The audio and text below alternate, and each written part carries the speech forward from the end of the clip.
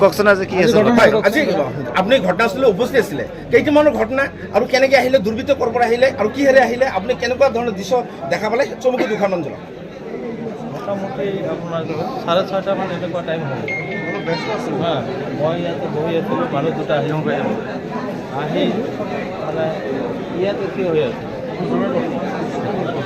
থিয় হৈ আছিলে তাৰপিছত আমি যেতিয়া মানে বাহিৰত পিষ্টল ওলাই কিনে গুলি কৰি গৈছিল কিহেদি আহিছে ফেচটো মাস্ক পিন্ধা আছিলে ৰুমাল দি বান্ধা আছিলে আৰু হেলমেট চেলমেট পিন্ধি আছিলে সেইকাৰণে ফেচটো দেখা নাই কিহত আহিছিল গম নাপাওঁ ইহঁতে খোজকাঢ়ি আহিছে ইয়ালৈকে আচ্ছা গুলি কৰাৰ আগত মানে কেনেকুৱা ধৰণৰ চিমটম দেখা পাইছিলে বা মানুহবিলাক কি কৰি আছিলে ইয়াতে থিয় হৈ আছিলে দুটা হয় আপোনালোকে কাষ্টমাৰ বুলি ভাবিছিলে অঁ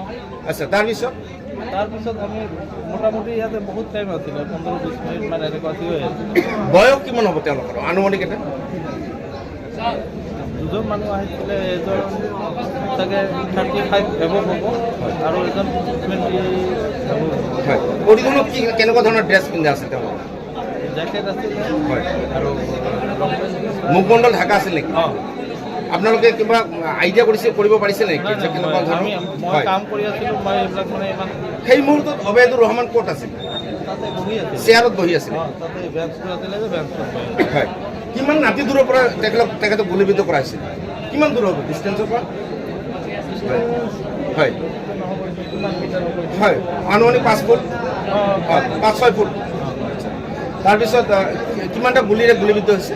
কিমান যে গুলীবিদ্ধ হৈছে অবায়দুৰ ৰহমানক দুটা গুলি লাগিছে হয় আৰু ৰতন ৰায় কয় হয় ইয়াক এটা গুলি লাগিছে